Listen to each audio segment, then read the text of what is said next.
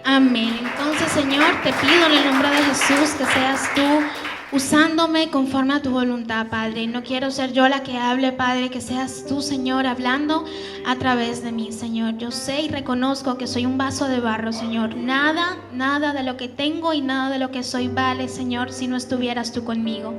En el nombre de Jesús te pido, Señor, que seas tú usándome para la gloria y honra de tu nombre. En el nombre poderoso de Jesús. Amén. Amén, gloria a Dios. Entonces, hermanos, el tema, como lo dijo mi querida Angeli, se llama Volviendo en sí. ¿Cómo se llama el tema? Perfecto, entonces vamos a leer una porción de la palabra, vamos a abrir nuestra Biblia, lo pueden leer aquí, vamos a estar leyendo Lucas 15 del 11 al 32. La palabra de Dios está bendecida. Diciendo Jesús dijo esto, también dijo: un hombre tenía 2 hijos y el menor de ellos dijo a su padre: Padre, dame la parte de los bienes que me corresponde. Y les repartió los bienes. No muchos días después, juntándolo todo, el hijo menor se fue lejos a una provincia apartada y allí desperdició sus bienes viviendo perdidamente. Y cuando todo lo hubo malgastado, vino una gran hambre en aquella provincia y comenzó a faltarle. Y fue y se arrimó a uno de los ciudadanos de aquella tierra, el cual le envió a su hacienda para que apacentase cerdos. Y deseaba llenar su vientre de las algarrobas que comían los cerdos, pero nadie le daba. La palabra dice: y volviendo en sí, dijo: ¿cuántos jornaleros en la casa de mi padre tienen abundancia de pan, y yo aquí perezco hambre? Amén, gloria a Dios. Gracias, Señor, por tu palabra. Para comenzar, hermanos, vamos a buscar la razón por la cual el hijo menor pidió a su padre que le diera la herencia. ¿Cuál fue la razón? ¿Qué fue lo que movió a este joven para pedir la herencia? Al leer el texto completo, que ya casi todos hemos leído muchísimas veces este capítulo, podemos identificar que esta familia gozaba de una buena posición económica. Eso es lo que no podemos entender, porque la palabra nos dice que tenían siervos, que trabajaban en la casa, que tenían ganado y que tenían criados, y también tenían algunas joyas. Las escrituras no nos hablan sobre la personalidad del padre, pero suponemos que era un buen padre, porque no nos dice un mal padre o un buen padre. Suponemos que era un padre con el que se podía llevar. Amén. Entonces nos preguntamos, ¿qué fue lo que llevó a este joven a pedir su herencia? ¿Qué fue lo que lo movió a eso? Y yo lo que deduzco es esto: el jovencito estuvo escuchando muchas mentiras y se las creyó. Amén. Eso es lo que yo deduzco. Entonces ustedes dirán, bueno, ¿qué mentiras fue las que este joven estaba escuchando? Yo supongo que este joven estaría sentado por ahí pensando no sé en qué cosa, y el enemigo busca esos momentos cuando tenemos la mente como en el aire para sentarse al lado de nosotros y ponerse a hablar. Entonces yo entiendo que el enemigo le dijo algo como esto: mira, cariño, tú eres muy joven, debes vivir tu vida, no hay razón para que estés aquí junto a tu padre y junto a tu hermano. Sal de aquí y vete lejos y sé libre. Ya tú eres un hombre, tú puedes salir adelante, tú puedes cuidarte solo y no te preocupes pensando con qué vas a vivir. Pídele a tu padre que te dé la herencia, no esperes a que se muera, falta mucho tiempo para eso, y no lo esperes porque tu hermano se va a llevar la herencia. Yo me imagino que el enemigo le dijo: ¿por qué tú crees que tu hermano no se ha ido? Porque él está esperando la herencia. Pero como tú eres más inteligente que él, pide la herencia antes de que tu papá se muera. Yo me imagino que el enemigo le dijo todas esas cosas a este jovencito. Entonces, hermanos, la palabra nos dice en Juan 10:10, nos dice, refiriéndose al enemigo, que el enemigo viene a hurtar, a matar y a destruir. El enemigo viene ¿a qué? A hurtar, matar y destruir. Juan 8:44 nos dice que el enemigo es el padre de la mentira. Y en Apocalipsis 12:9 la palabra nos dice que él es la serpiente antigua, el cual engaña al mundo entero. Que engaña al mundo entero. Entonces, hermanos, yo entiendo que el enemigo estaba buscando de atacar a este jovencito para que él no cumpliera el propósito que él tenía con su vida ahí dentro del hábitat donde estaba con su papá. El enemigo nos dice mentiras sobre nuestra identidad en Dios, sobre nuestra familia y sobre todo lo que le sea posible. Sobre nuestra identidad, ¿cuáles son las mentiras que nos dice? ¿El enemigo alguna vez le ha dicho alguna mentira? ¿Sí? ¿No? ¿A ninguno? Pensé que era solo a mí, ya estaba asustada. Espérense, ¿será que estoy mal? A todos. Bueno, entonces no estamos tan mal la cosa. Bueno, el enemigo nos dice mentiras a todos, todo el tiempo. Eso es lo que él quiere. Decimos mentiras. El enemigo nos dice que somos pecadores, que somos malos, que cada cosa que hacemos no será nunca suficiente, que tenemos que hacer esto o aquello para ser felices, para poder estar bien y ante todo para ser aceptados por los demás. Él siempre nos va a decir no es suficiente. Que tengas 5 títulos no es suficiente, que tengas 5 carros no es suficiente, que tengas esto no es suficiente, que peses esto no es suficiente, que tengas los ojos así no es suficiente, tienes que ponerte, tienes que quitarte, tienes que mover. Todo nunca es suficiente porque el enemigo siempre nos ataca con eso, nunca es suficiente. Y eso es lo que él quiere, que nosotros nos vayamos en esas mentiras y que se nos olvide nuestra identidad en Cristo. Amén. El enemigo nos dice todas las mentiras que sean posibles con el fin de que no alcancemos nuestro propósito eterno, con el fin de que nos enfoquemos solo en complacer los estándares de este mundo y que nuestra vida y nuestro día a día esté en pos de eso. Nuestro adversario va a evitar de todas las formas posibles que creamos que somos hijos de Dios. Él no quiere que creamos que somos amados y que somos perdonados. Él no quiere que nosotros creamos que en verdad nosotros no tenemos que hacer absolutamente nada fuera de nuestro Padre para poder ser felices y para poder estar bien. Porque la palabra nos dice que solamente Dios puede llenarnos nuestras necesidades. Dios es suficiente y en Dios hay plenitud de gozo, como lo decía ahorita Jenny. Dios no llena, Dios te da plenitud. En Dios hay plenitud de gozo y hay delicias a su diestra para siempre. Cuando la palabra nos dice, amén, gloria a Dios. Cuando la palabra nos dice que hay delicias a su diestra para siempre, yo lo interpreto algo que a usted le dé una satisfacción como de gusto. No sé, las personas que hacen ejercicio, después de que hacen ejercicio que se siente bien, o las que se comen un postre y se sienten bien después de comerse en un postre, esa sensación de satisfacción, de gozo, de tranquilidad, de paz, es para siempre cuando nosotros estamos en Dios. Pero el enemigo no quiere que nosotros entendamos eso. El enemigo quiere tenerlos lo más nublados y negados posible ante esa verdad. El enemigo, hermanos, como nosotros lo sabemos, tentó a nuestro Señor Jesús. Si nos damos cuenta, el enemigo nos estudia a cada uno de nosotros. Él nos estudia a cada uno de nosotros y busca el mejor momento para venir a hacernos caer. Si se dan cuenta, el enemigo vino a Jesús cuando Jesús estaba terminando el ayuno. El enemigo esperó a que se cumplieran los 40 días del ayuno que Jesús estaba haciendo. Después de 40 días de ayunar físicamente, Jesús estaba débil, es lo normal. Uno ayuna un día y uno está muriéndose por la noche, el dolor de cabeza. Entonces 40 días, no me imagino cómo estaba Jesús. Entonces, ¿qué es lo que hace el enemigo? Venir en el momento de nuestra debilidad para atacarnos con sus mentiras. ¿Por qué? Porque Él quiere atentar contra nuestra identidad en Dios. Él vino a atacar la identidad de Jesús en ese momento. Entonces, si se dan cuenta, el enemigo vino a Jesús cuando Él ya estaba haciendo ese ayuno, y eso es lo que el enemigo siempre trata de hacer, busca nuestros momentos de debilidad para hacernos caer. La palabra nos dice en Mateo 4 que el enemigo buscaba tentar a Jesús. Él le dice: si eres hijo de Dios, di que estas piedras se conviertan en pan.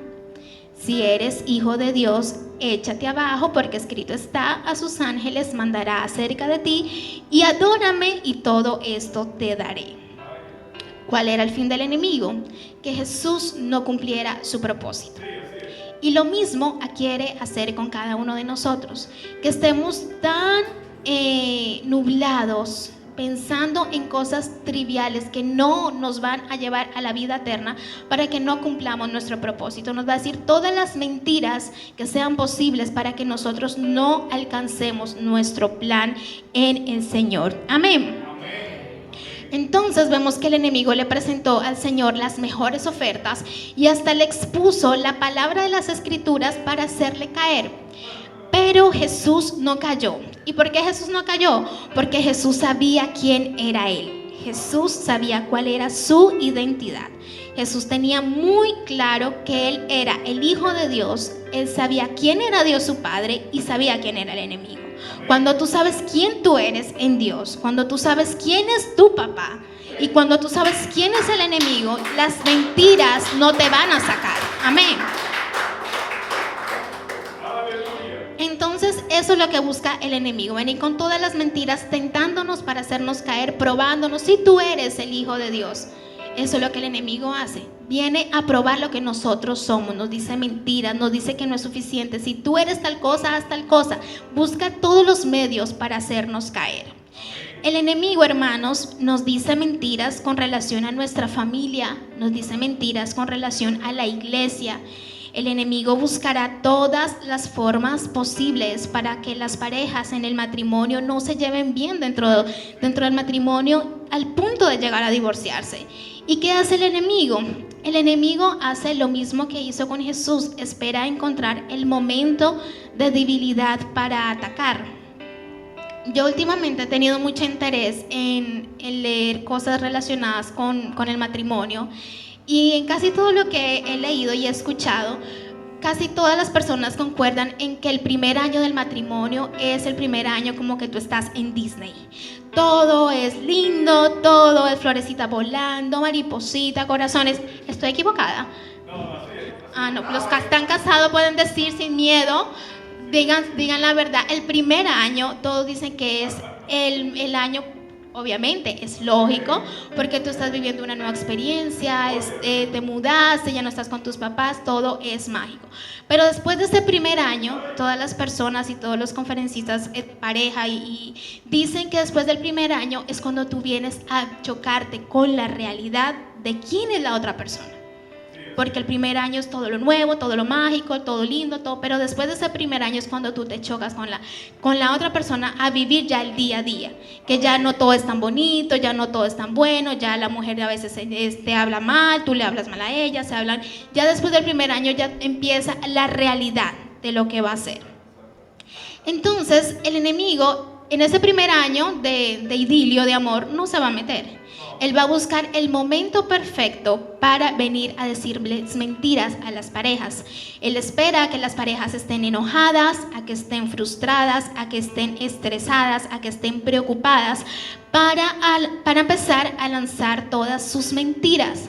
Él dice cosas como: no debiste casarte con él, mira, ella es una loca como te habla, él no te trata como te merece, y en fin, el enemigo va a poner un manto de mentiras con el fin de que no se lleve a cabo la palabra de Dios que dice: las casadas estén sujetas a sus propios maridos como el Señor, porque el marido es cabeza de la mujer, así como Cristo es cabeza de la iglesia, la cual es su cuerpo y Él es su Salvador. Maridos, amad a vuestras mujeres, así como Cristo amó a la iglesia y se entregó a sí mismo por ella. Así también los maridos deben amar a sus mujeres como a sus mismos cuerpos.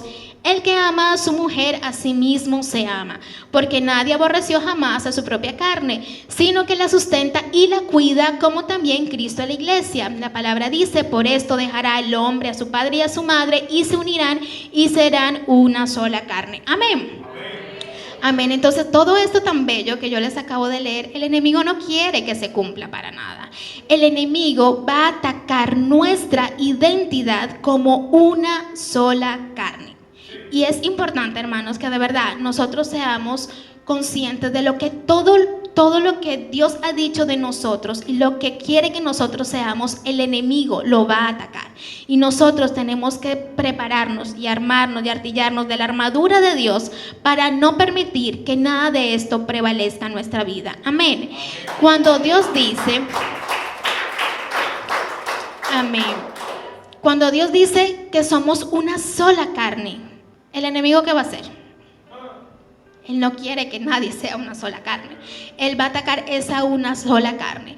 Entonces, miren, les voy a dar un ejemplo que yo estaba haciendo la prédica y me vino así la cabeza.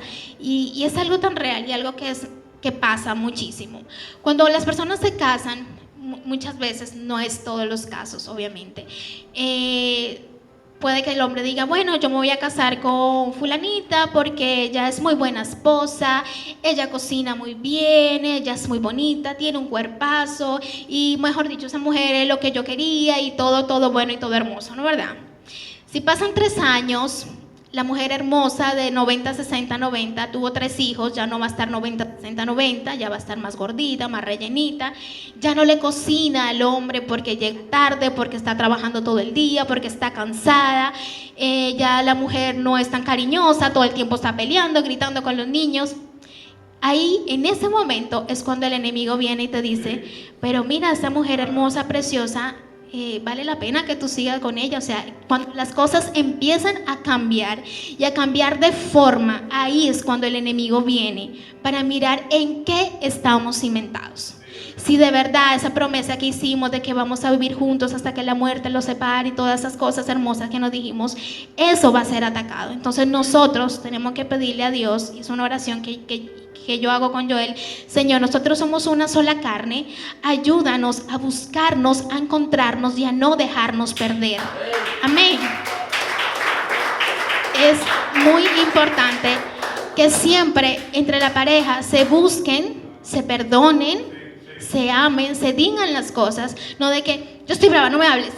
Y el hombre se queda, pero ¿qué fue lo que yo hice? No, eso no, negativo. Si usted está molesta con algo, diga por qué está molesta. Si usted hizo algo, pida perdón. ¿Por qué? Porque las mujeres, y me incluyo, a veces estamos molestas y no decimos nada. La ley del hielo, serias, no decimos nada. Pero eso está mal. Nosotras necesitamos hablar y expresar todo, porque el enemigo es lo que quiere que nosotras hagamos. Igualmente los hombres. Hombres, si ustedes quizás no nos entienden, porque sé que a veces somos un poquito complicadas y enredadas, cambiantes de personalidad momentáneamente. Un día queremos esto y al otro día queremos otro. Esas cosas ustedes tienen que aprender a manejarlas igual y decir, mira, yo no te entiendo, pero explícame exactamente qué es lo que quieres. ¿Por qué? Porque el enemigo busca la más mínima abertura de discordia, de molestia, para entrar a decirte mentiras y a traer discordia, a no traer paz y a traer problemas. Entonces nosotros no podemos permitir que el enemigo venga en nuestro momento de debilidad, nos ponga un manto, nos ciegue y no nos deje ver la verdad, porque eso es lo que el enemigo hace, nos coloca un manto y no nos deja ver la verdad, nos dice muchísimas mentiras para que al final nosotros caigamos, pequemos y nos apartemos del plan y del propósito que Dios tiene para nuestras vidas. Amén. Denle un aplauso al Señor. Amén, gloria a Dios. Entonces, el enemigo también dice muchas mentiras con relación a nuestros hijos. El enemigo le dice a muchos padres que no es necesario hacer que los niños vayan a la iglesia, que hay que dejar que los adolescentes vivan su vida porque pobrecitos, no hay que poner disciplina, no hay que colocar reglas porque los niños se traumatizan. Nos dicen un millón de cosas que no tienen nada de comunión con Dios. El enemigo quiere hacernos creer que ser cristianos es muy difícil y que esa carga tan pesada los niños no la van a entender o no la van a poder llevar. Pero Jesús nos dice todo lo contrario. Jesús nos dice: dejen que los niños vengan a mí y no se lo impidan, porque el reino de los cielos es de quienes son como ellos. La palabra nos dice: instruye al niño en su camino, y aun cuando fuere viejo no se apartará de él. Amén. El padre de la mentira, hermanos, quiere que creamos que no es necesario que nos congreguemos, que no es necesario leer la palabra, que no es necesario orar, que no es necesario estar en comunión, que no tienes que perdonar a nadie si te hicieron daño, que si a un pastor o un líder cometió un error, tú no puedes estar ahí porque ese señor cometió un error, tú no puedes, esa señora cometió un error, tú no puedes estar ahí. Eso nos dice el enemigo, que siempre veamos los errores de la gente y que no entendamos que son humanos como cada uno de nosotros y que cometen errores, porque nadie es perfecto. Todos estamos siendo procesados, restaurados y renovados por Dios. Amén.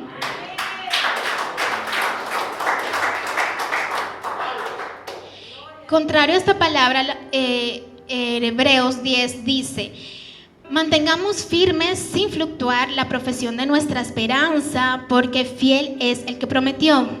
Y consideremos unos a otros para estimularnos al amor y a las buenas obras, no dejando de congregarnos como algunos tienen por costumbre, sino exhortándonos, y tanto más cuanto veis que aquel día se acerca.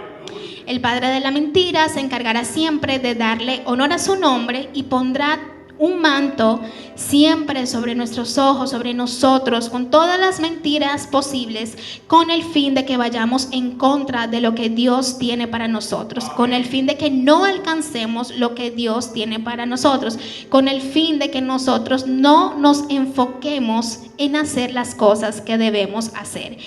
En Dios nosotros somos libres porque su verdad nos hace libre, pero el enemigo no quiere que creamos esa verdad. Amén.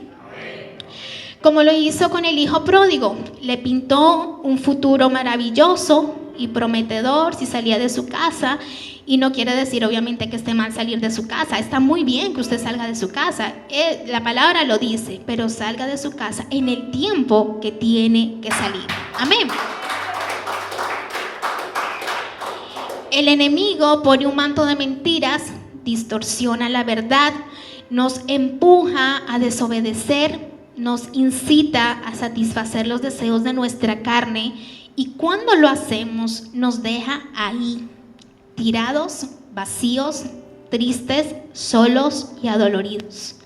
Cuando la palabra nos dice que este joven terminó apacentando cerdos y que llegó al punto de querer comer lo que estos comían, porque él tenía hambre, la palabra nos está queriendo decir algo profundo.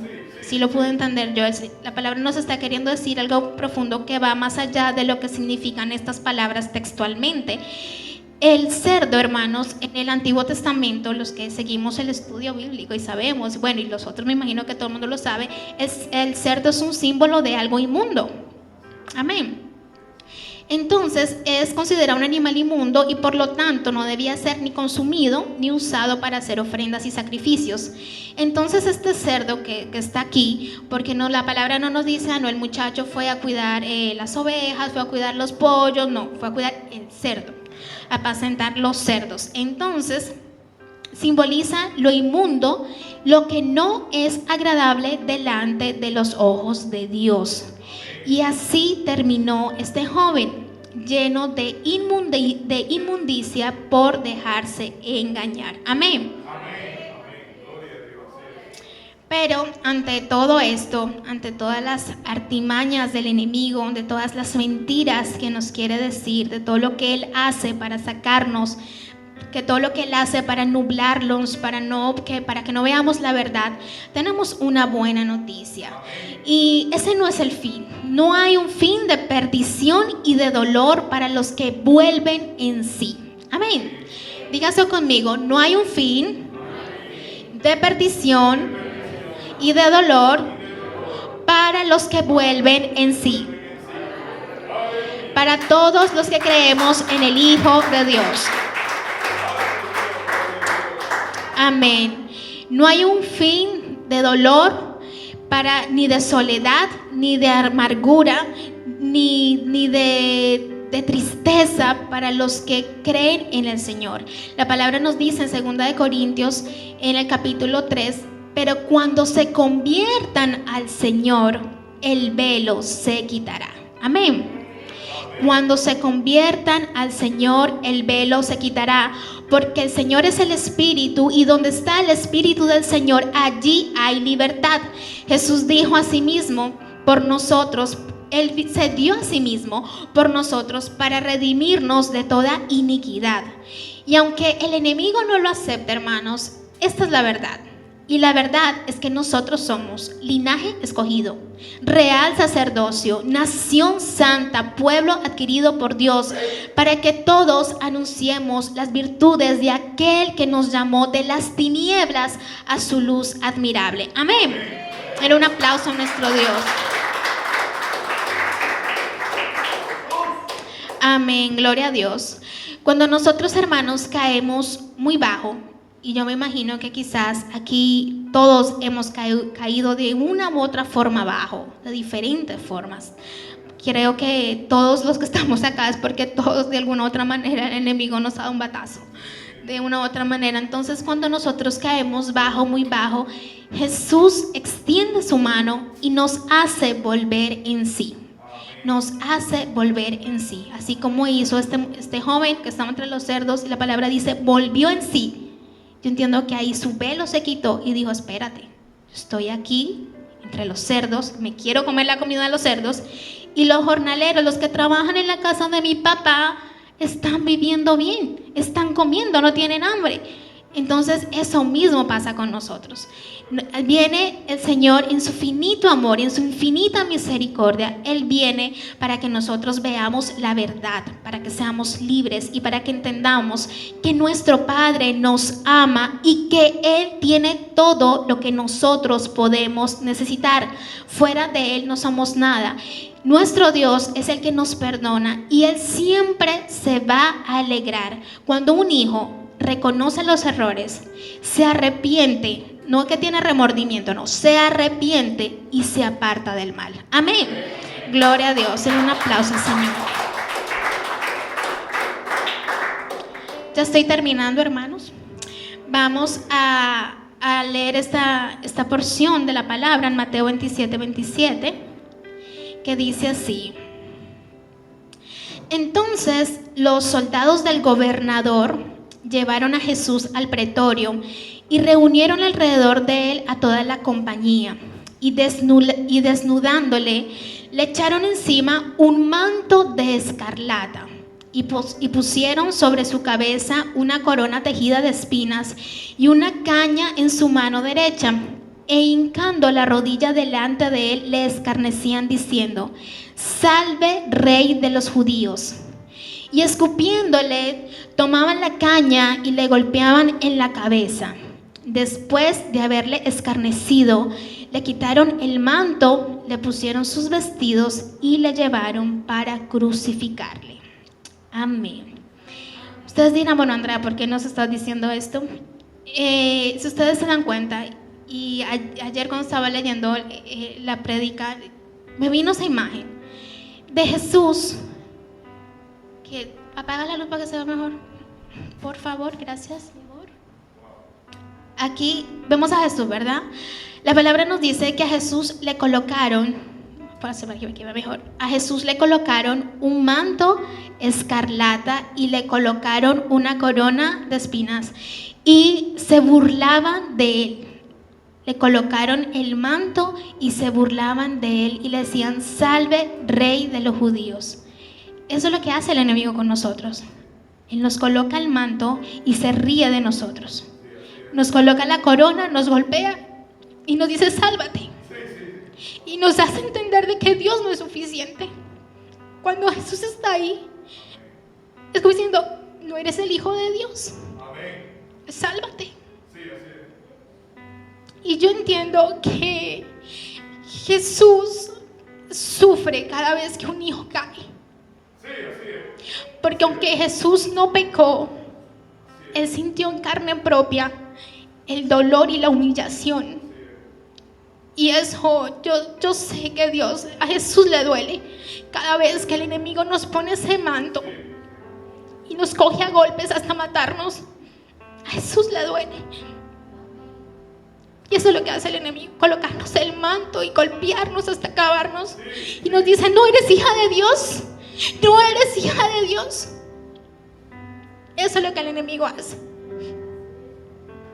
Pero Dios es tan grande, tan bello, tan hermoso, que el Señor nos rescata siempre. La palabra nos dice en Hebreos 4:15, porque no tenemos un sumo sacerdote que no se pueda compadecer, gracias mi amor, que no se pueda compadecer de nuestras debilidades. Él se compadece de todo lo que sufrimos, de todo, de todo, de todo. No crea que, no, que esto es, no, a todo lo que nos pasa. A Jesús le duele, Él se compadece a todo, de todo. Dice la palabra, Él se compadece de nuestras debilidades, sino uno que fue tentado en todo según nuestra semejanza, pero sin pecado. Amén. Jesús no pecó, pero Él vivió en la carne. Y Él fue humillado, Él fue golpeado. Jesús sufrió, yo creo que el dolor que quizás ningún hombre ha podido sufrir. Entonces, ya que ese sacrificio, ya que Él hizo eso, Él nos dice hoy, vuelve en sí, no escuches más mentiras. Él nos dice hoy, vuelve en sí, no escuches más mentiras. No tienes que estar comiéndote, perdón por lo que voy a decir, la mierda de los cerdos. No tienes que estar ahí. No tienes que estar ahí. Diga usted, no voy a estar ahí.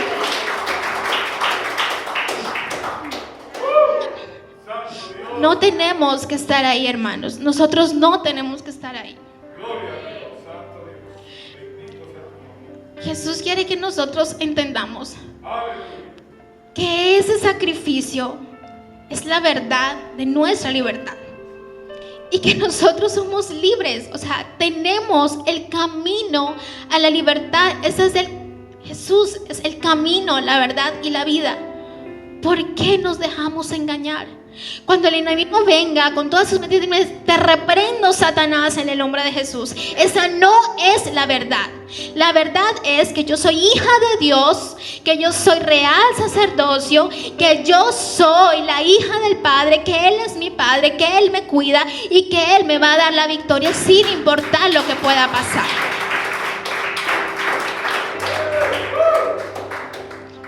Amén, gloria a Dios. Jesús hoy nos dice, vuelve en sí, no creas más mentiras, porque yo soy suficiente. No hagas como el hijo pródigo que pidió y se fue.